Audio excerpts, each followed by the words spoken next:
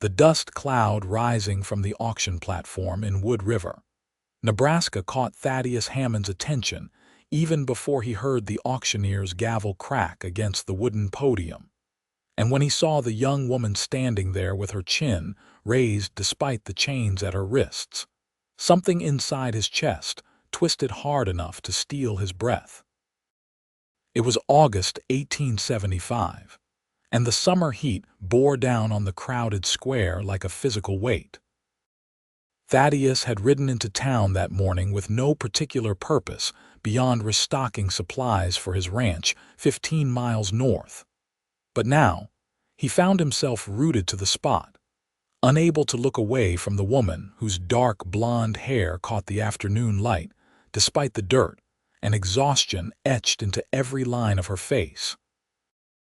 "This here is Beatrice Sullivan," the auctioneer announced, his voice carrying across the gathered crowd with practiced ease. "Indentured servant contract, 2 years remaining. Strong worker, can cook, clean, mend.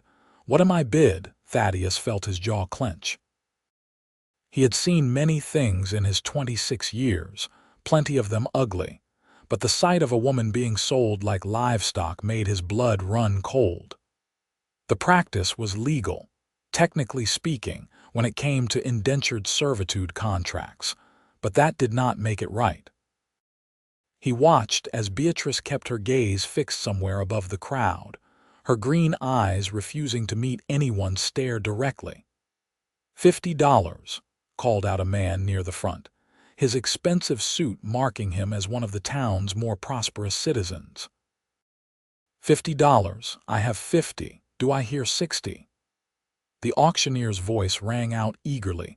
Thaddeus studied the man who had bid, noting the calculating gleam in his eye, the way his gaze traveled over Beatrice with an expression that had nothing to do with needing household help.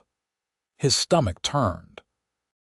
60, came another voice, this one belonging to Marcus Webb, who owned the saloon and had a reputation for working his employees until they dropped. Beatrice's composure cracked just slightly, a flicker of fear crossing her face before she mastered it again. She could not have been more than 23 or 24, Thaddeus guessed, and whatever circumstances had led her to this platform, she deserved better than being purchased by men who would see her as property rather than a person. He did not let himself think too hard about what he was doing. $100, he called out, his voice steady and clear. Every head in the crowd turned to look at him. Thaddeus stood his ground, meeting the auctioneer's surprised gaze without flinching. He was not dressed as finely as some of the other bidders, his clothes marked by honest work and long days in the saddle, but the money in his pocket was real enough, earned through years of careful management of his cattle ranch. The man in the expensive suit frowned. 120. 150, Thaddeus countered immediately. Marcus Webb shook his head and stepped back, apparently unwilling to go higher. The first bidder hesitated, eyeing Thaddeus with clear irritation. 160. 200, Thaddeus said flatly, and this time his tone made it clear he was not going to stop bidding. The silence that followed was thick and heavy. $200 was more than most men in Wood River made in several months. The other bidder's face reddened, but after a long moment he shook his head and turned away. $200, going once, going twice, sold to the gentleman in the back. The auctioneer's gavel came down with a sharp crack. Thaddeus moved through the crowd, pulling the money from his pocket as he approached the platform. His heart hammered against his ribs, but his hands were steady as he counted out the bills. The auctioneer accepted the payment with barely concealed delight, clearly pleased with the unexpectedly high price. "Congratulations on your purchase, Mr. Hammond," the man said, knowing Thaddeus by reputation if not by personal acquaintance. "The contract papers are right here." Thaddeus accepted the documents without looking at them, his attention fixed on Beatrice. Up close, he could see the wariness in her eyes, the way her shoulders were set as if preparing for a blow. The sheriff approached with a key, unlocking the chains at her wrists. Red marks showed where the metal had bitten into her skin. "Thank you kindly," Thaddeus said to the sheriff, then turned to Beatrice. "Miss Sullivan, if you would come with me, please." She followed without a word, walking beside him as they made their way through the dispersing crowd. Thaddeus was acutely aware of the stares following them, the whispered conversations that started up in their wake. Let them talk. He had never much cared for gossip. His horse, a sturdy roan gelding named Red, waited where he had left him tied at the hitching post outside the general store.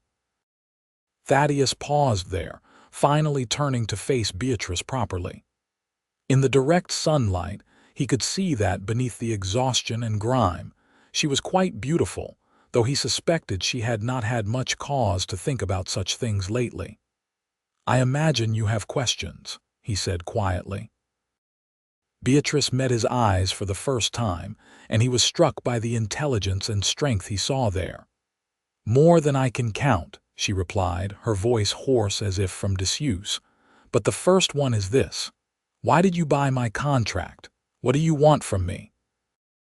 It was the question he had been expecting, and he had spent the walk from the auction platform thinking about how to answer it. In the end, he decided simple truth was best. "I saw you standing up there, and I saw the men who were bidding on you, and I knew what kind of life you would have with any of them. I could not walk away from that." He paused, choosing his next words carefully. "I do not want anything from you, Miss Sullivan. At least, nothing you are not willing to give freely." Her eyes narrowed with suspicion. "Men do not spend $200 for nothing." "Fair enough." Thaddeus reached into his vest pocket and pulled out the contract papers he had been given. Without ceremony, he tore them in half, then in half again. Beatrice gasped as the pieces fluttered to the dusty street. "What are you doing?" she breathed. "Setting you free." He met her shocked gaze steadily. "You do not owe me anything. You are not my property, and I will not treat you as such. If you want to walk away right now, you can. I will not stop you." She stared at him as if he had grown a second head. "You just spent $200. I did." "Why?" The word came out barely louder than a whisper. "Why would you do that?" Thaddeus had asked himself the same question during the short walk from the platform, and he had found the answer waiting in his heart, simple and undeniable. "Because you deserve it," he said. "No person deserves to be sold like cattle to be owned by another. You deserve freedom, Miss Sullivan. You deserve to choose your own path." Tears welled in Beatrice's eyes, the first crack in the armor she had maintained throughout the auction. She turned her face away quickly, clearly embarrassed by the display of emotion. "I have nowhere to go," she admitted, her voice tight. "No family, no money. That is how I ended up with that contract in the first place. I needed passage west, and I had nothing to pay for it with except a promise of labor." Thaddeus felt something shift in his chest, a protective instinct he had not experienced since his younger sister had died of fever 5 years earlier. "Then let me make you a different offer. I have a ranch north of here. It is not much, just me and a couple of hired hands, but we could use someone who can cook decent meals and keep the house in order. I will pay you fair wages, give you your own room, and you can leave whenever you want. No contract, no obligation, just honest work for honest pay." Beatrice turned back to him, searching his face for signs of deception. Whatever she saw there must have satisfied her, because some of the tension left her shoulders. "Why would you trust me? You do not know anything about me." "I know you kept your head up when every reason existed to let it fall," Thaddeus said. "I know you have courage. That is enough for me." A long moment passed while Beatrice considered his offer. Thaddeus waited patiently, aware that he was asking for a considerable leap of faith from a woman who had every reason to distrust men's motives. Finally, she nodded. "All right. I will come work for you, Mr. Hammond. But I want it understood that if you prove to be lying about your intentions, I will not stay." "That is more than fair," Thaddeus agreed. "And please call me Thaddeus. Mr. Hammond was my father." He gestured toward the general store. "Let me finish getting supplies and we can head out. It will be about a 2-hour ride to the ranch." "I should get my things," Beatrice said, then laughed bitterly. "Except I have no things. Everything I owned was sold to pay debts before they sold my contract." Thaddeus frowned. "Then we will get you what you need. Come on." Inside the general store, he added several items to his order while Beatrice watched with wide eyes. 2 dresses, 1 practical calico and 1 nicer cotton print, undergarments and stockings, a warm shawl, boots that actually fit, a brush and pins for her hair, basic toiletries. When she tried to protest the expense, he simply shook his head. "Consider it an advance on your wages," he said, though they both knew that was not quite true. The store owner, Mrs. Chen, packaged everything with efficient movements, her dark eyes sharp and knowing. She had immigrated from China 15 years earlier and had built a successful business through shrewd management and fair dealing. "It is good to see you doing well, Mr. Hammond," she said as she tallied the bill. "Your father would be proud." "Thank you, madam," Thaddeus replied, paying for the supplies and the clothes both. Outside, Thaddeus loaded the supplies into red saddlebags, then untied his horse. "We will need to get you a horse of your own eventually, but for today we can ride double if you are comfortable with that." Beatrice nodded, and Thaddeus swung up into the saddle before reaching down to help her up behind him. She settled gingerly, clearly unused to riding, and after a moment's hesitation, wrapped her arms around his waist to steady herself. They rode out of Wood River at an easy pace, Thaddeus keeping Red to a walk until they were clear of the town. The August afternoon was sweltering, heat shimmering up from the dry earth in visible waves. Grasshoppers burst from the prairie grass as they passed, and overhead, a hawk circled lazily against the brilliant blue sky. "Tell me about your ranch," Beatrice said after they had been riding for about 20 minutes. Her voice was stronger now, some of the hoarseness fading. Thaddeus was glad for the conversation. "My father built it about 30 years ago, back when this was all still raw territory. He started with 50 head of cattle and a dream. By the time he died 2 years ago, we had 500 head and some of the best grazing land in the county. Now it is just me running things with help from 2 hands, Charlie and Jim. Good men, both of them, been with the ranch for years. What about your mother? She passed when I was 12. Fever took her." Thaddeus paused, old grief stirring. "My sister too, 5 years back, same thing." "I am sorry," Beatrice said quietly. "I lost my parents to cholera when I was 15. I have been on my own since then." "That is young to be alone," Thaddeus said, understanding now some of what must have driven her to desperate choices. "I managed for a while. I worked as a seamstress in Philadelphia, shared a room with 2 other girls. But then the factory closed and work became scarce. I heard there were opportunities out west, that women could make good livings in the new towns. I thought if I could just get here, I could start fresh." Her voice turned bitter. "Instead, I signed my freedom away to a man who worked me 16 hours a day and fed me scraps. When he died suddenly last month, his creditors sold my contract to pay his debts." Thaddeus felt anger kindle in his chest at the injustice of it. "You will not be worked like that on my ranch. I promise you that."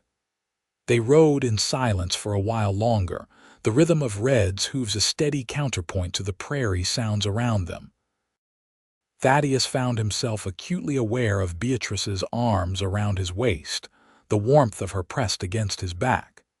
It had been a long time since he had been close to a woman, and longer still since he had felt this particular pull of attraction. but he pushed the feeling aside firmly. She had been through enough without him adding unwanted attention to her burdens. The ranch came into view as they crested a gentle rise. It was not much to look at, Thaddeus supposed, seeing it through Beatrice's eyes.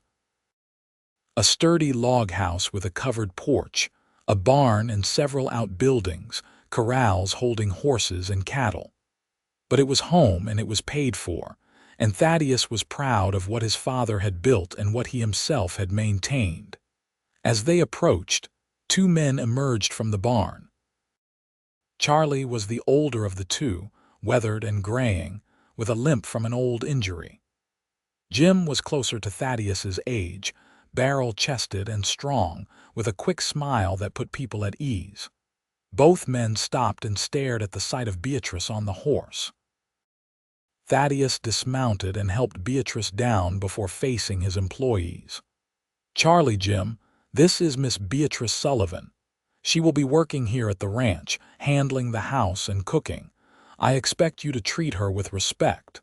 Charlie recovered first, touching the brim of his hat politely. "Madam, welcome to the Hammond Ranch." Jim nodded agreement, his expression curious but friendly. "Pleased to meet you, Miss Sullivan." "Thank you," Beatrice said, and Thaddeus was pleased to hear confidence in her voice despite her exhaustion. He grabbed the packages from Mrs. Chen's store and gestured toward the house. "Let me show you inside." The house was clean but clearly suffered from a lack of a woman's touch. Functional furniture, bare walls, everything organized for efficiency rather than comfort. Thaddeus led Beatrice through the main room with its large fireplace and simple furnishings, past the kitchen with its cast iron stove and rough wooden table, and down a short hallway. "This was my sister's room," he said, opening a door to reveal a small but pleasant space with a real bed, a dresser, and a window that looked out over the prairie. "It has been empty since she passed. You can have it for as long as you stay." Beatrice stepped inside, running her hand over the quilt on the bed with something like wonder. "It is lovely," she said softly. "There is a wash basin and pitcher on the dresser. The pump is out back if you need more water. Take your time getting settled. Supper is usually around 6, but tonight we can make it later if you need to rest." She turned to face him, and he saw tears shining in her eyes again. "I do not understand you, Thaddeus Hammond, but I am grateful, more grateful than I can say." Thaddeus felt heat rise in his cheeks. "No need for gratitude. Just get some rest." He set the packages on the bed and retreated, closing the door behind him to give her privacy. In the main room, he found Charlie waiting with his arms crossed. "You want to tell me what is going on, boss?" Thaddeus sighed and explained the situation briefly. Charlie listened without interrupting, his weathered face thoughtful. "You did a good thing," the older man said when Thaddeus finished, "but you know people are going to talk." "Let them," Thaddeus replied. "I know the truth and so does she." "That is all that matters." Charlie nodded slowly. "All right then.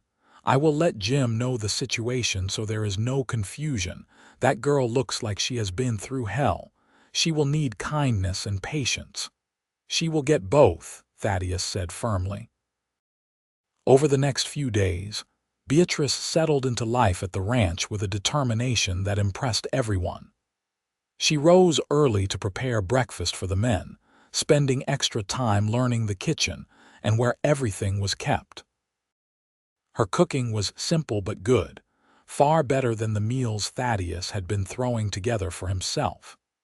She cleaned the house thoroughly, opening windows to let fresh air chase away the staleness of too many months with only men living there. She mended shirts and socks, organized the pantry, and even started a small herb garden beside the back door. Thaddeus found himself looking for excuses to come back to the house during the day, though he tried not to examine too closely why that might be. He told himself he was just checking to make sure Beatrice had everything she needed, that she was settling in all right. But the truth was that he enjoyed her company, enjoyed the sound of her humming while she worked, enjoyed the way the house felt more like a home with her in it. One evening about a week after her arrival, Thaddeus returned from checking the north pasture to find Beatrice sitting on the porch steps, watching the sunset paint the sky in shades of orange and pink. He hesitated, not wanting to intrude, but she looked up and smiled. "It is beautiful here," she said. "I never knew the sky could be so big." Thaddeus sat down beside her, leaving a respectable distance between them. "Takes some getting used to. All this space, all this quiet. In Philadelphia, there was always noise. People, horses, factories. Even at night, you could hear the city." Beatrice wrapped her arms around her knees. "This is different, peaceful. Do you miss it?" "The city?" She considered the question seriously. "I miss what I thought my life would be. I miss the dreams I had before everything fell apart. But the city itself? No, there was nothing left for me there." "What kind of dreams?" Thaddeus asked quietly. Beatrice smiled, but there was sadness in it. "Small ones, really. I wanted to be a good seamstress, to maybe have my own shop one day. I wanted to get married, have children. Normal things." She laughed softly. "Instead, I ended up in chains, being sold like a horse." "Those dreams are not gone," Thaddeus said. "Just delayed." She turned to look at him, the fading light catching in her green eyes. "You are an optimist, Thaddeus Hammond. I am a realist. You are young, free, and strong. No reason you cannot have those things you want." "Maybe," she said, but she sounded doubtful. They sat in comfortable silence as the sun sank below the horizon and the first stars began to appear. Thaddeus was aware of her presence beside him with every fiber of his being, aware of how natural it felt to sit here with her, sharing the evening quiet. It scared him a little, how quickly she had become important to him, but he did not move away. "Thank you," Beatrice said suddenly. "For everything. For buying my freedom, for giving me this job, for treating me like a person instead of property. I know I have said it before, but I want you to know I mean it." "You are welcome," Thaddeus replied, "but you are earning your keep. You have done more around here in a week than I managed in 6 months." She laughed, a real laugh this time, and the sound made something warm bloom in Thaddeus's chest. As August gave way to September, a comfortable routine developed. Beatrice proved to be not just a hard worker, but a quick learner. When Thaddeus mentioned needing to ride into town for supplies, she asked if she could come along and learn to ride properly. He spent a patient afternoon teaching her on a gentle mare named Daisy, watching with pride as she gradually gained confidence in the saddle. Charlie and Jim treated her with unfailing courtesy, and gradually her wariness around them faded. She laughed at Jim's terrible jokes and listened attentively to Charlie's stories about the old days.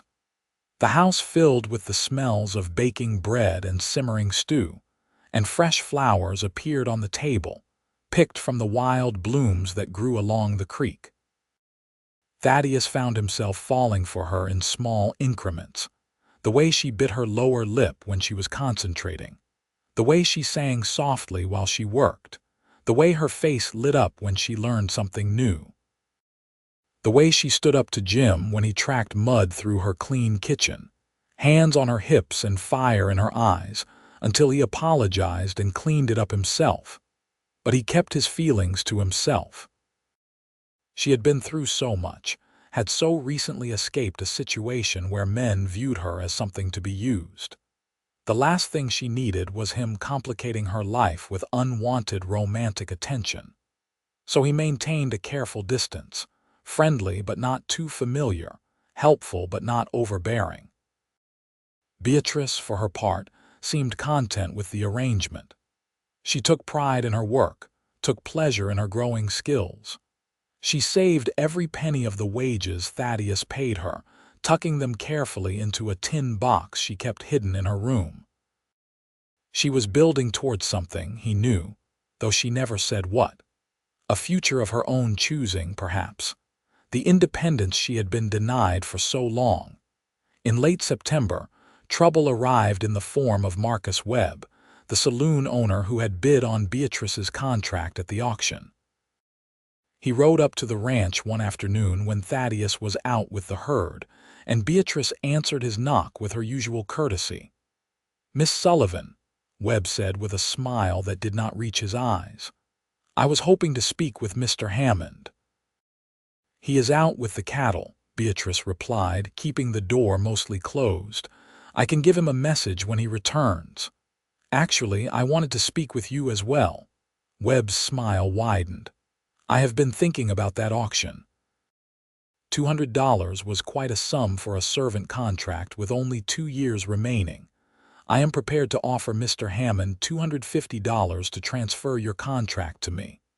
Beatrice felt ice flood her veins. "My contract was destroyed. I am a free woman, Mr. Webb." His expression hardened. "Is that so? That seems irregular. Indentured contracts are legal documents. They cannot simply be destroyed on a whim." "Thaddeus bought my freedom," Beatrice said, lifting her chin in a gesture that had become instinctive over the past months. "I work for him by choice, not obligation." "Well, we will see what Mr. Hammond has to say about that," Webb said. "I will wait." Beatrice closed the door firmly, her heart pounding. She watched through the window as Webb tied his horse and settled on the porch to wait, and she felt the old fear trying to claw its way back up her throat. She had been free for weeks now, had started to believe in her own autonomy again, and the thought of being sold once more was unbearable. When Thaddeus returned an hour later, he took in the situation immediately. Webb rose from his position on the porch step, extending his hand in greeting. Thaddeus shook it briefly, his expression guarded. "Mr. Webb, what brings you out here?" Webb launched into his offer, explaining his interest in purchasing Beatrice's contract. Thaddeus listened without expression until the man finished. "There is no contract to purchase," Thaddeus said flatly. "I destroyed it the day of the auction. Miss Sullivan is a free woman and my employee by her own choice." "That is what she claimed," Webb said with a thin smile. "But surely you must see how irregular that is.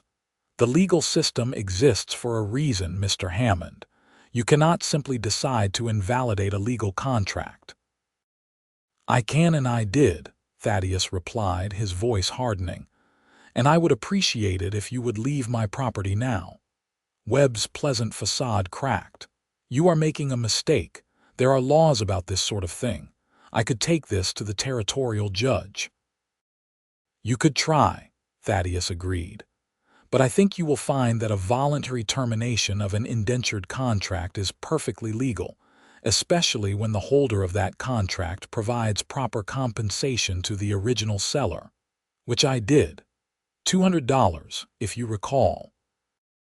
Webb's face reddened. "This is not over." "Yes, it is," Thaddeus said with quiet finality. "Now get off my land." Webb mounted his horse with jerky, angry movements and rode off at a gallop. Thaddeus watched until he disappeared from sight, then turned to find Beatrice standing in the doorway, her face pale. "Did you mean that?" she asked. "About the contract being legally terminated." "Every word," Thaddeus assured her. "He cannot touch you, no one can." She came down the steps and stopped in front of him, looking up into his face with an expression he could not quite read. "You keep saving me," she said softly. "I keep doing what is right," Thaddeus corrected. "It is more than that." Beatrice reached out tentatively and placed her hand on his arm. Even through his shirt he could feel the warmth of her touch. "You are more than that." Thaddeus covered her hand with his own, allowing himself this small moment of connection. "He will not come back, I promise you that." "I know," she said, "because you will not let him." The trust in her voice made his heart ache. He wanted to pull her into his arms, to hold her until the fear left her eyes completely, but he restrained himself. Instead, he gave her hand a gentle squeeze and stepped back. "Let us go inside. It will be dark soon." October brought cooler weather and the hard work of preparing for winter. Thaddeus and the hands spent long days repairing fences, moving cattle to better pasture, and laying in supplies of hay and grain. Beatrice threw herself into her own preparations, canning vegetables and fruits, smoking meat, making preserves that would last through the cold months ahead. One afternoon, Thaddeus came in from the barn to find her standing on a chair, trying to reach the high shelf in the pantry. She was on her toes, stretching as far as she could, and the chair wobbled dangerously beneath her. "Beatrice?" He crossed the room in 3 long strides and steadied the chair. "What are you doing?" "Trying to see what is up there," she replied, slightly breathless. "I thought there might be more jars I could use. Here, let me." Thaddeus reached up easily and felt around on the shelf. His hand encountered something unexpected, and he pulled down a small wooden box covered in dust. Beatrice climbed down from the chair, and they both stared at the box. Thaddeus had never seen it before, but he recognized his father's style of woodworking in the careful joints and smooth finish. "Open it," Beatrice urged. Inside, wrapped in cloth, was a set of beautiful dishes, fine china with delicate blue flowers painted on white. There was also a note in his father's handwriting. "For my son's wedding day," Thaddeus read aloud, "may his home be filled with love and laughter as mine has been." Silence fell in the kitchen. Thaddeus stared at the dishes, his throat tight.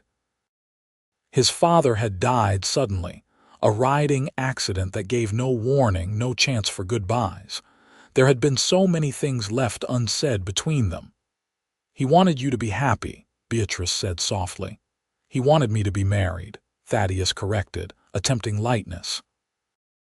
"He had been after me for years to find a wife and give him grandchildren." "And why did you not?" The question caught him off guard. He rewrapped the dishes carefully, buying himself time to think. "I never met anyone who made me want to," he said finally, speaking the truth. "At least, not until recently." He did not look at her as he said it, but he felt her stillness, the weight of her attention.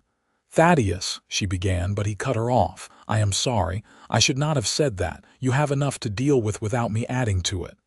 "Adding what?" Her voice was barely above a whisper. He made himself meet her eyes. "My feelings, which I know are inconvenient and probably unwelcome. You have only just gotten your freedom. The last thing you need is me complicating things." Beatrice stared at him for a long moment, and he could not read the expression on her face. Then, slowly, she smiled. "What if I do not find them inconvenient? What if I have feelings of my own that I have been trying very hard to ignore?"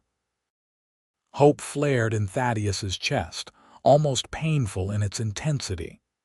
"Do you?" Instead of answering with words, she stepped closer and rose on her toes to press her lips to his. The kiss was soft, tentative, but it sent electricity racing through his veins. Thaddeus dropped the box of dishes onto the counter and pulled her closer, deepening the kiss as she melted against him. When they finally broke apart, both breathing hard, Beatrice laughed shakily. "I have wanted to do that for weeks. Why did you not?" Thaddeus asked, his hand still resting on her waist. "For the same reason you did not. I was afraid. Afraid you were only being kind, afraid I was misreading things, afraid of being hurt again." She cupped his face in her hands. "But I am tired of being afraid. Life is too short to waste it on fear." Thaddeus kissed her again, pouring everything he felt into it: joy, desire, tenderness, hope. When they parted this time, he rested his forehead against hers. "I love you," he said. "I think I have since the moment I saw you on that platform, refusing to let them break you." "I love you too," Beatrice whispered. "You gave me my freedom, but more than that, you gave me my life back. You gave me hope." They stood there in the kitchen, wrapped in each other's arms as the afternoon light slanted through the windows and painted everything gold. Outside, they could hear Charlie and Jim talking as they finished the day's work. Inside, the house felt complete in a way it never had before. That evening, Thaddeus told Charlie and Jim about the change in circumstances. Both men grinned broadly and offered their congratulations. "About damn time," Jim said cheerfully. "We have been taking bets on how long it would take you two to figure it out." Charlie nodded sagely. "Took you long enough. We could all see how you looked at each other." Beatrice blushed, but she was smiling. Thaddeus found her hand under the table and laced his fingers through hers, marveling at how right it felt. The next few weeks passed in a haze of happiness. They kept their displays of affection modest in front of the hands, but when they were alone, Thaddeus could not seem to stop touching her. A hand at the small of her back as they walked, his arm around her shoulders as they sat on the porch. Stolen kisses in the kitchen while she cooked. They talked about everything. Beatrice shared stories of her childhood in Philadelphia, the parents she still missed, the dreams she had harbored. Thaddeus told her about his father's vision for the ranch, his sister's laugh, his mother's gentle wisdom. They discussed their hopes for the future, the children they both wanted, the life they would build together. In late October, Thaddeus rode into Wood River and visited the small jewelry shop run by a German immigrant named Hans Mueller. He emerged an hour later with a simple gold ring set with a small but perfect emerald. "It matches her eyes," he explained to Mueller, who smiled and wished him good fortune. That evening, Thaddeus waited until after supper was finished and the hands had retired to the bunkhouse. He led Beatrice out to the porch where they had shared so many conversations, where this thing between them had begun to grow. The moon was nearly full, bathing the prairie in silver light. A cool breeze carried the scent of grass and earth and the distant smell of coming winter. "Beatrice," Thaddeus began, then found his carefully prepared words had fled. He pulled the ring from his pocket and held it out to her. "I know we have not been courting long by conventional standards. I know there are people who will say we are rushing. But I have never been more certain of anything in my life. I love you. I want to spend the rest of my life with you. Will you marry me?" Beatrice's eyes filled with tears, but she was smiling as she nodded. "Yes. Yes, 1,000 times yes." He slipped the ring onto her finger and it fit perfectly. Then she was in his arms and he was spinning her around while she laughed with pure joy. "I cannot believe this is real," she said when he set her down. "6 months ago, I was a slave in everything but name. Now I am here, free, loved, engaged to the best man I have ever known. It feels like a dream." "It is real," Thaddeus assured her, kissing her thoroughly to prove it. "This is your life now, our life." They were married 3 weeks later in a simple ceremony at the church in Wood River. Charlie and Jim stood as witnesses, along with Mrs. Chen from the general store, who had become something of a friend to Beatrice during trips into town. The pastor, a kindly man named Reverend Thomas, smiled throughout the ceremony, clearly pleased to see genuine love in a wedding for once. Beatrice wore the nicer dress Thaddeus had bought for her that first day, with a crown of late-blooming wildflowers in her hair. Thaddeus wore his best suit, his hair slicked back, his boots polished to a shine. When they spoke their vows, their voices were steady and sure. "I, Thaddeus, take you, Beatrice, to be my lawfully wedded wife. I promise to love you, honor you, and cherish you in good times and bad, in sickness and health, for as long as we both shall live. I, Beatrice, take you, Thaddeus, to be my lawfully wedded husband. I promise to love you, honor you, and cherish you in good times and bad, in sickness and health, for as long as we both shall live." When Reverend Thomas pronounced them husband and wife, Thaddeus kissed his bride with such tenderness that several people in the small congregation wiped away tears. The reception was held at the ranch, with neighbors coming from miles around to celebrate. Charlie and Jim had helped Beatrice prepare food for days, and the tables groaned under the weight of roasted meats, fresh bread, pies, and cakes.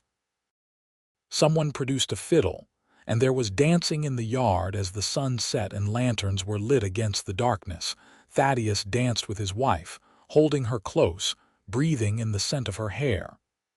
"Happy," he murmured. "Happier than I knew was possible," she replied, her arms tight around his neck. When the guests finally departed and Charlie and Jim tactfully made themselves scarce, Thaddeus carried Beatrice over the threshold of their home. He had spent the previous evening moving his things into his father's old room, the largest in the house, making it theirs. Fresh flowers stood on the dresser, and the bed was made with the best linens they owned. Their wedding night was tender and sweet, full of whispered words and gentle exploration. Thaddeus was careful with her, mindful that this might be her first time, wanting to make it good for her. Beatrice responded to his touch with wonder and growing passion, giving herself to him completely. Afterward, they lay tangled together, the moonlight streaming through the window painting patterns on their skin. Thaddeus traced idle circles on her shoulder, feeling more content than he could ever remember being. "I love you, wife," he said softly. "I love you, husband," she replied, the words still new and wonderful on her tongue. Winter came early that year, bringing snow in late November that blanketed the prairie in white. Thaddeus and his hands worked hard to keep the cattle safe, to ensure they had enough feed to make it through to spring. It was difficult, exhausting work, but Thaddeus returned each evening to a warm house, a hot meal, and a wife whose smile made everything worthwhile. Beatrice thrived in her new role. She had not just a job now, but a purpose, not just a house, but a home. She took pride in caring for Thaddeus, in making his life easier and more pleasant. She experimented with new recipes, kept the house spotless, and on the coldest nights, warmed his bed with enthusiastic affection that left them both breathless and laughing. In December, she realized her monthly courses had not come.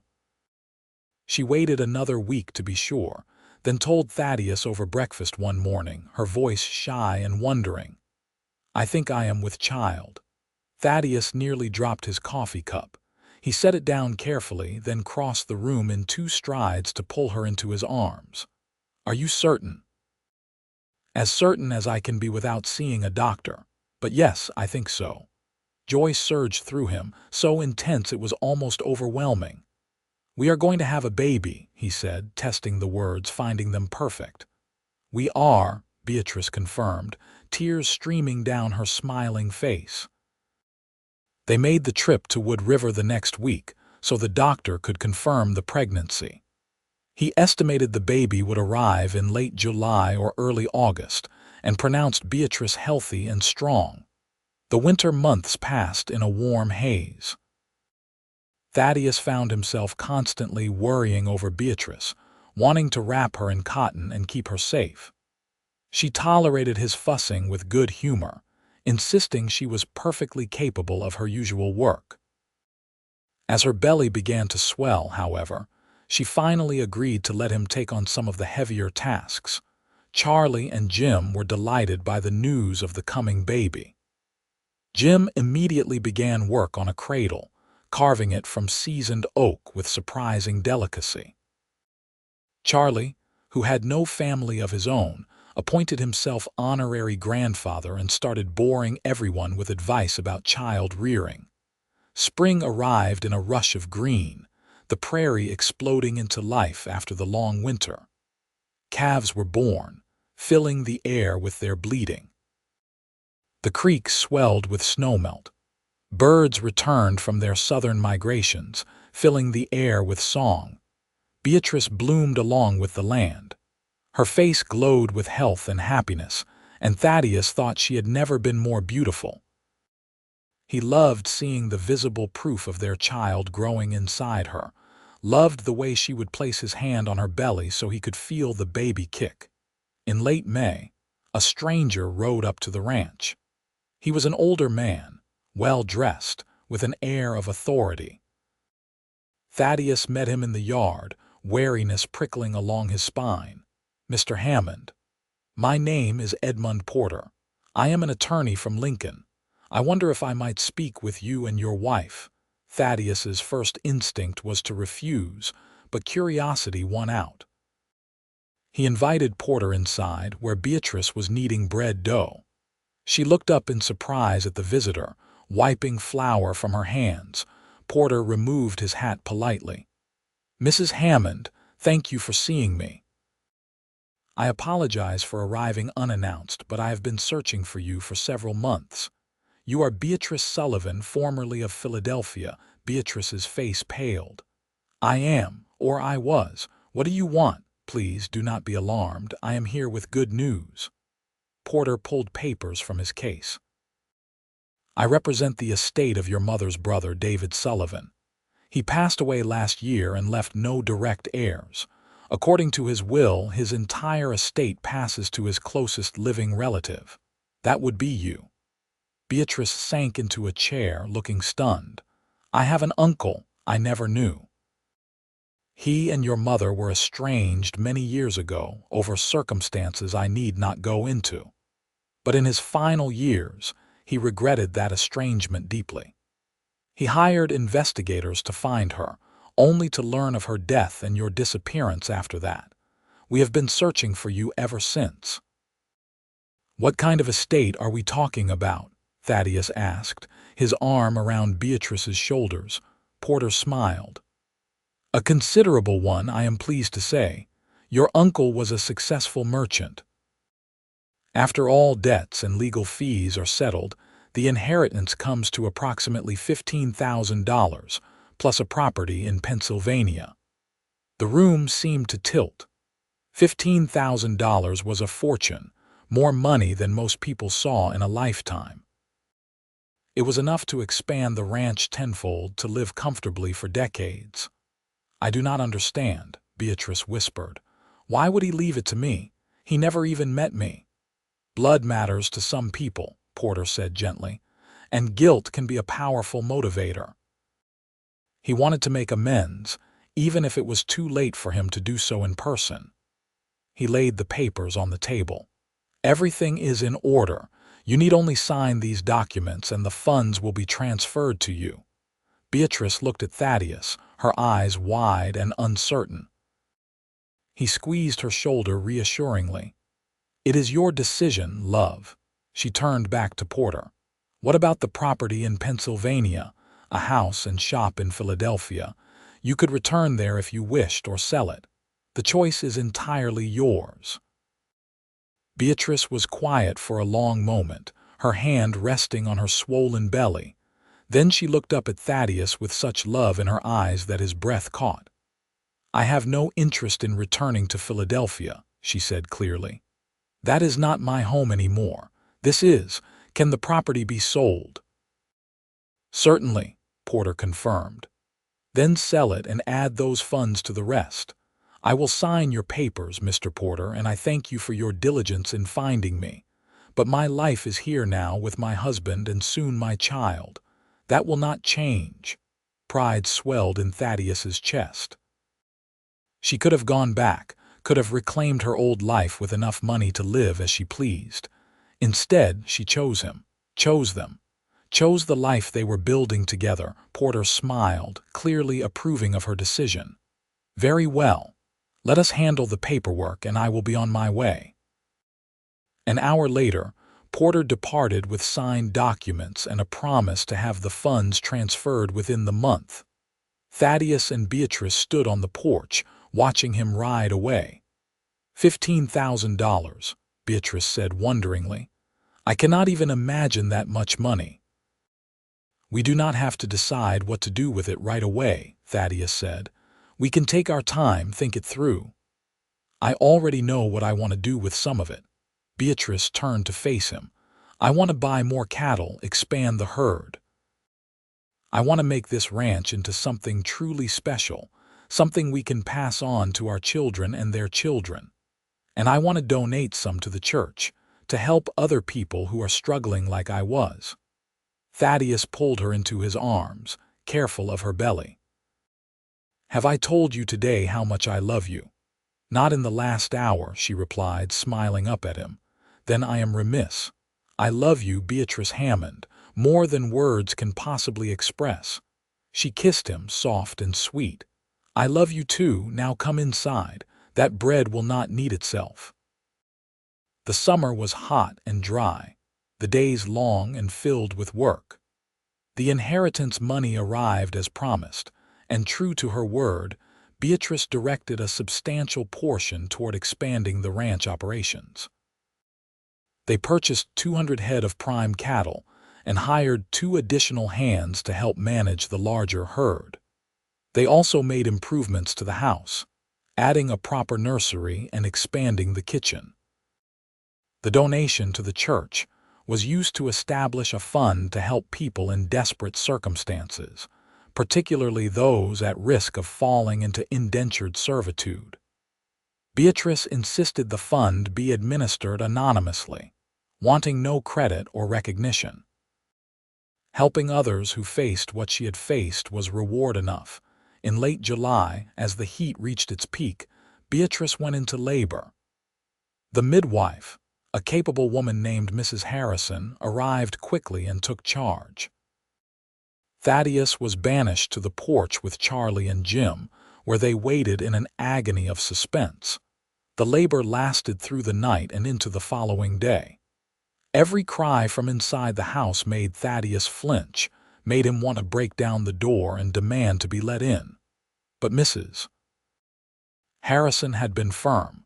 This was women's work, and he would only be in the way. Finally, as the sun began to set on the second day, the thin wail of a baby pierced the air. Thaddeus was on his feet immediately, his heart in his throat. A few minutes later, Mrs.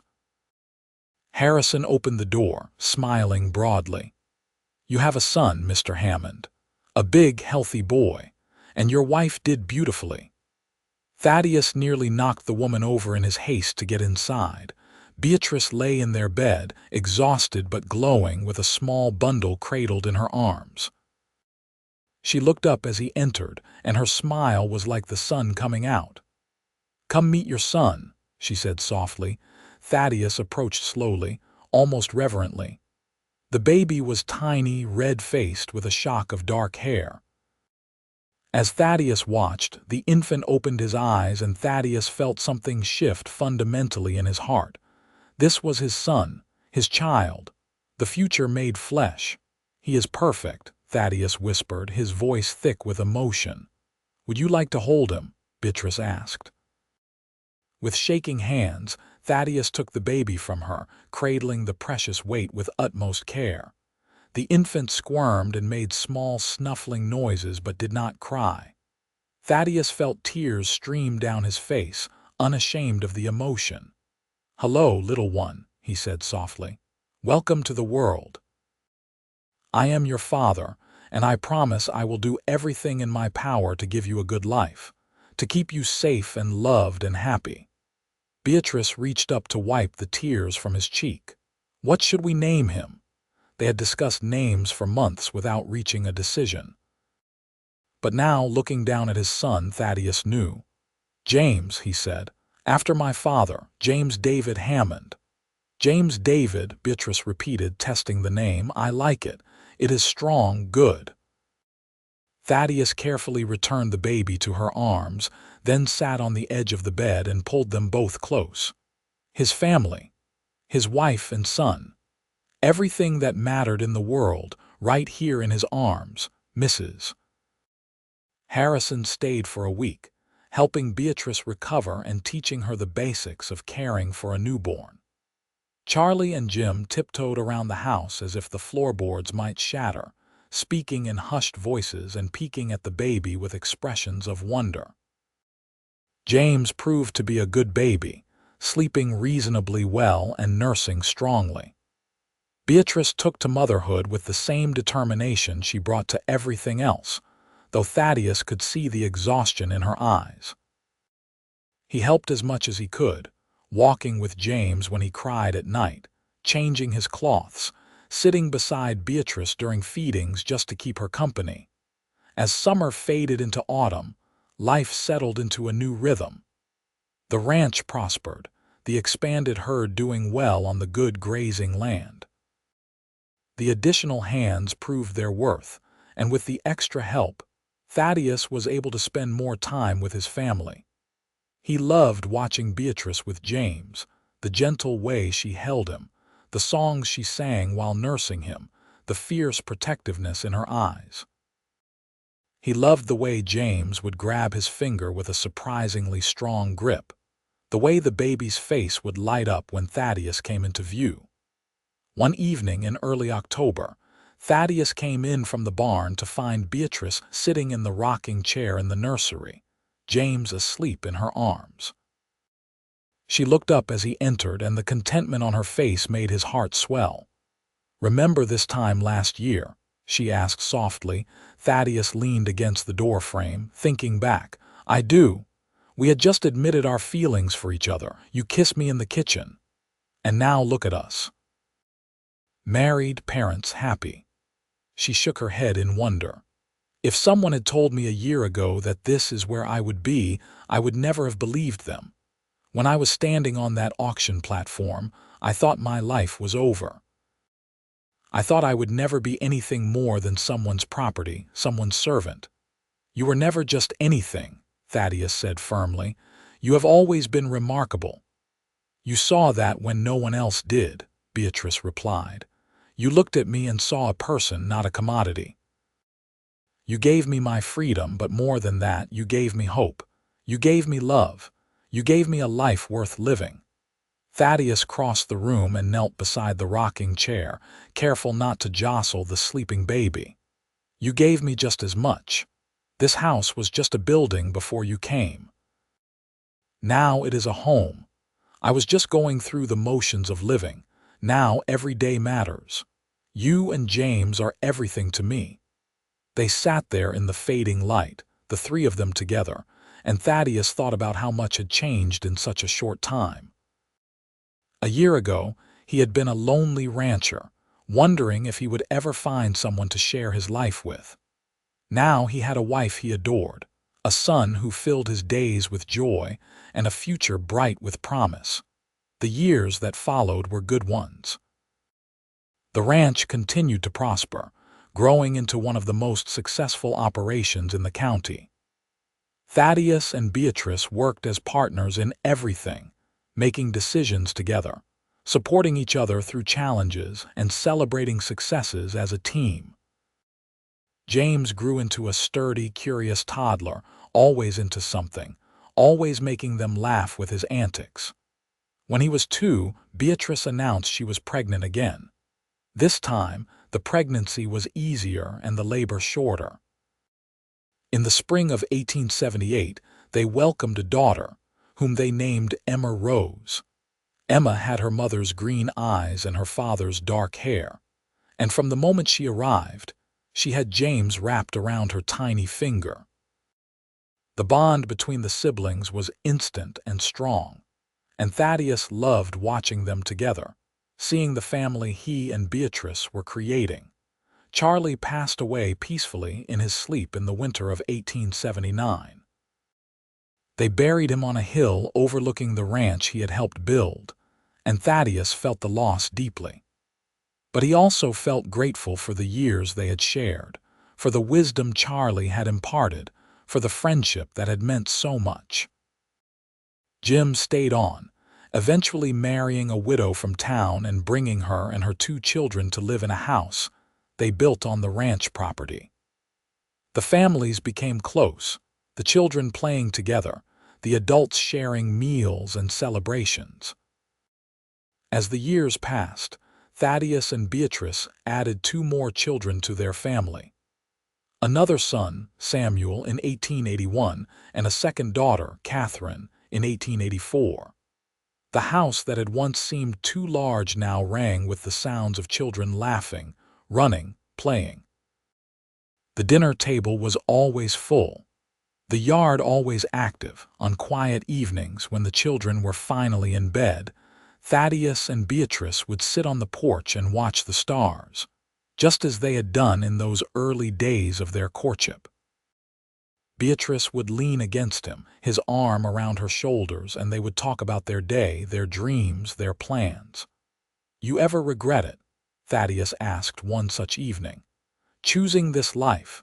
You could have gone back to the city, lived somewhere civilized, had an easier time of it." Beatrice turned to look at him with such love and certainty that it took his breath away, even after all these years. "Not for a single moment. This is exactly where I am meant to be. With you, with our children, building this life together. You gave me my freedom, Thaddeus, but more than that, you gave me a reason to use it.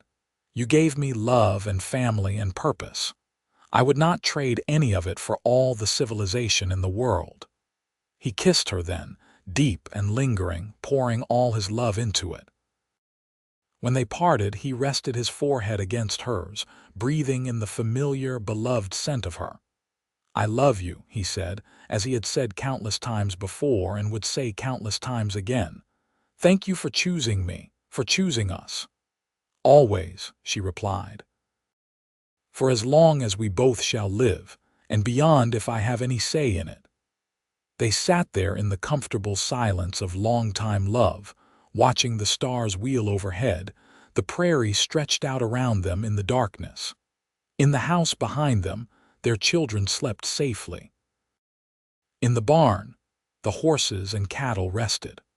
All around, the land they had built together waited for tomorrow. Thaddeus thought back to that day in Wood River, to the moment he had seen Beatrice on that auction platform and made the impulsive decision to buy her freedom. It had been the best choice of his life, the one that had led to everything good that followed. He had given her freedom because she deserved it, but she had given him so much more in return. She had given him love, family, purpose, and joy beyond measure.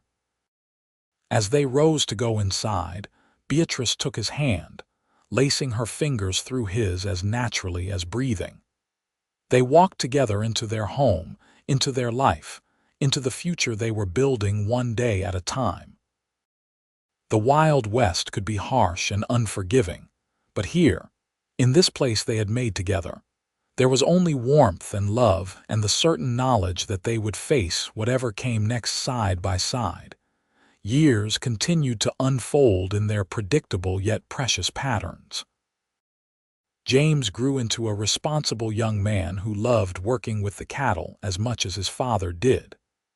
Emma proved to have her mother's head for numbers and helped manage the ranch's finances with impressive skill. Samuel was the adventurous one, always exploring, always curious about the world beyond their property. Catherine was gentle and kind, with a gift for healing that led her to apprentice with the new doctor who had set up practice in Wood River. The town itself grew over the years, transforming from a rough frontier settlement into a proper community with schools, churches, and businesses. Beatrice became known for her generosity and kindness, continuing to quietly help those in need. The fund she had established at the church helped dozens of people escape desperate situations. Though few knew she was the source of the money, Thaddeus gained a reputation as a fair employer and a shrewd rancher. Men came from miles around asking for work, knowing they would be treated well and paid honestly. The Hammond Ranch became synonymous with quality cattle and integrity in business dealings. In the summer of 1890, on their anniversary, Thaddeus took Beatrice on a trip to Denver, leaving the older children in charge of the younger ones. It was the first time they had been alone together for more than a few hours in years, and it felt like a second honeymoon. They stayed in a nice hotel, ate in fancy restaurants, and walked the city streets hand in hand, marveling at how much the West had changed since they had first met. You remember what you said to me that first day?" Beatrice asked as they sat in their hotel room, watching the sunset paint the mountains gold. "When I asked why you bought my contract, I said you deserved it," Thaddeus replied, pulling her close. "You deserved freedom." "You changed my life with those words," Beatrice said softly. "You saw me as a person when everyone else saw me as property. You gave me dignity when I had none left. Everything good in my life started that day with you."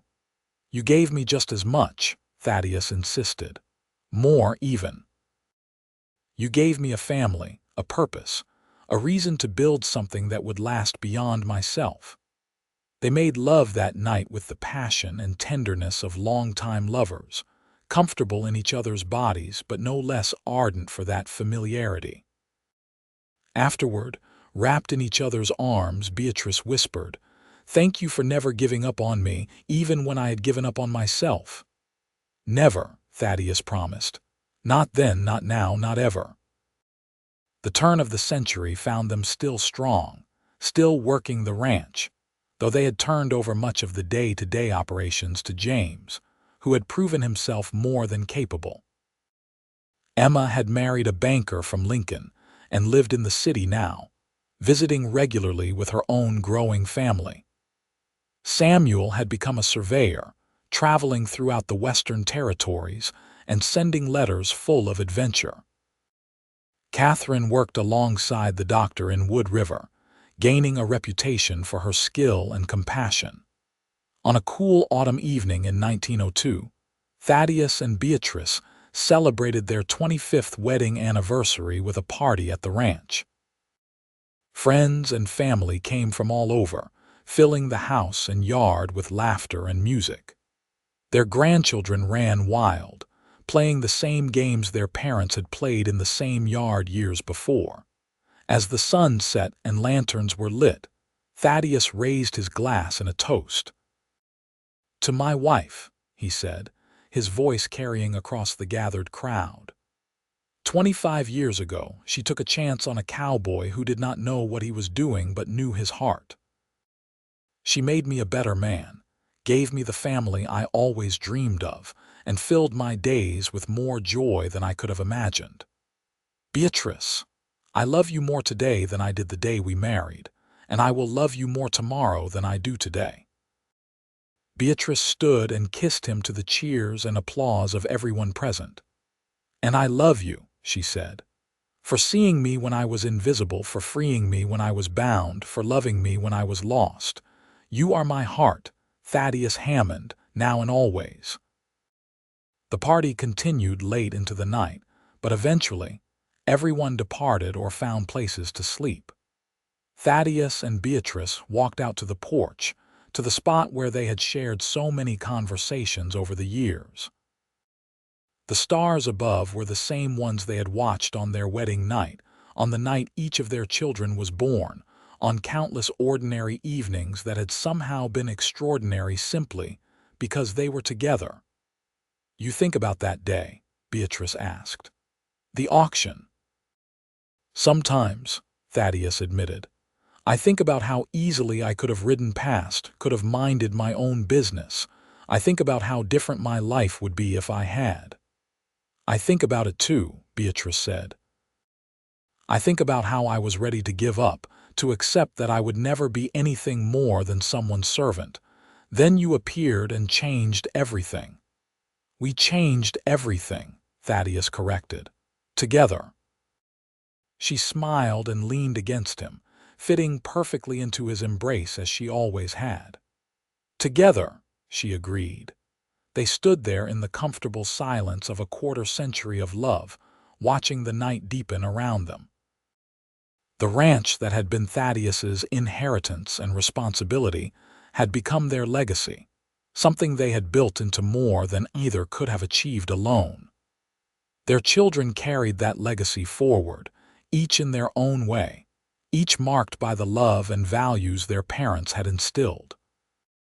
In the house behind them, some of their grandchildren slept in the same rooms their parents had used. In the barn, horses descended from red dozed in their stalls. The land stretched out in all directions, familiar and beloved, shaped by decades of their labor and care. No regrets. Thaddeus asked as he had asked before and would ask again. None, Beatrice replied firmly. Not a single one. You gave me my freedom, but I gave you my heart freely. That was the best choice I ever made. Second best, Thaddeus said, smiling. The best choice you made was kissing me in the kitchen all those years ago. She laughed, the sound bright and young despite the gray in her hair. You might be right about that. They went inside eventually, to the home they had made, to the bed they shared, to the life they continued to build one day at a time. Outside, the prairie wind whispered through the grass, carrying the scent of earth and growing things. Above, the stars wheeled in their eternal dance. And in the house on the Hammond ranch, two people who had found each other against all odds slept peacefully, wrapped in love that had only grown stronger with time. The years that followed brought changes, as years always do. Grandchildren grew and had children of their own. The ranch continued to prosper under James's management, with Thaddeus serving as advisor and occasional helping hand. Beatrice spent her days with her grandchildren, teaching them to cook and sew, telling them stories of the old days, passing on the values that had guided her life. She never spoke much about her time as an indentured servant, but occasionally, when one of the grandchildren asked about how she and Thaddeus had met, she would tell the story. She spoke of the auction, of the fear and hopelessness she had felt, of the cowboy who had appeared out of nowhere and changed her life. Why did he do it? The children would ask, wide-eyed. Why did Grandpa buy you? And Beatrice would smile and repeat the words that had shaped everything that came after.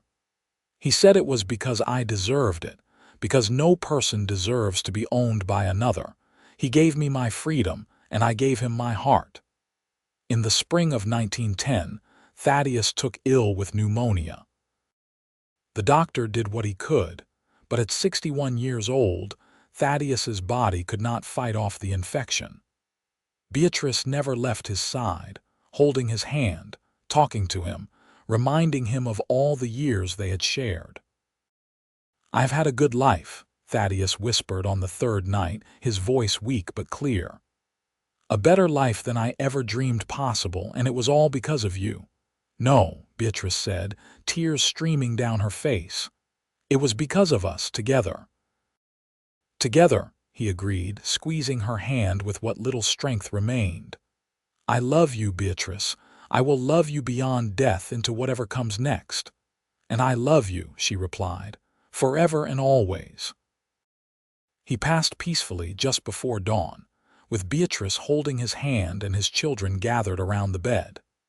They buried him on the hill next to Charlie, overlooking the ranch he had loved, under a sky as big and blue as the one that had witnessed his wedding. Beatrice lived for another 12 years, spending her days surrounded by family, tending her garden and helping with the newest generation of Hammond children. She never remarried, though she had offers. Her heart belonged to Thaddeus, even in death, and she was content with the memories of their years together. On quiet evenings, she would sit on the porch and talk to him, telling him about the day, about the grandchildren, about the ranch. Sometimes she could almost feel his presence beside her, his arm around her shoulders, his voice murmuring softly in the darkness. In the summer of 1922, at the age of 71, Beatrice passed away in her sleep, peacefully and without pain. Her children and grandchildren mourned her passing, but took comfort in knowing she was reunited with the man she had loved for nearly half a century. They buried her next to Thaddeus, their headstones side by side, united in death as they had been in life. On her stone, beneath her name and dates, her children had inscribed the words she had asked for. He gave me freedom. I gave him love. Together we built a life worth living. The ranch continued through the generations, passed down from parent to child, each generation adding their own chapter to the story.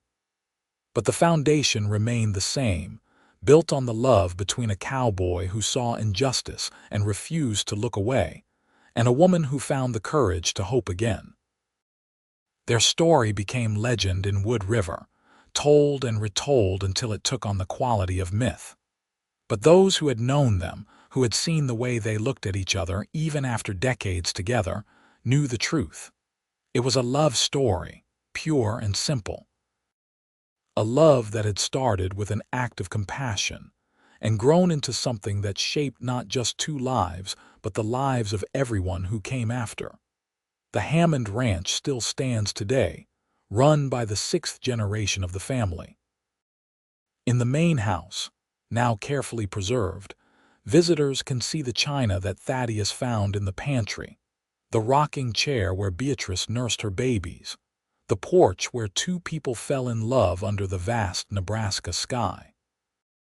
And on summer evenings, when the wind whispers through the grass and the stars come out one by one, some say you can still feel the presence of that love, echoing through the years, reminding everyone who visits that compassion, courage, and commitment can transform not just individual lives but generations to come.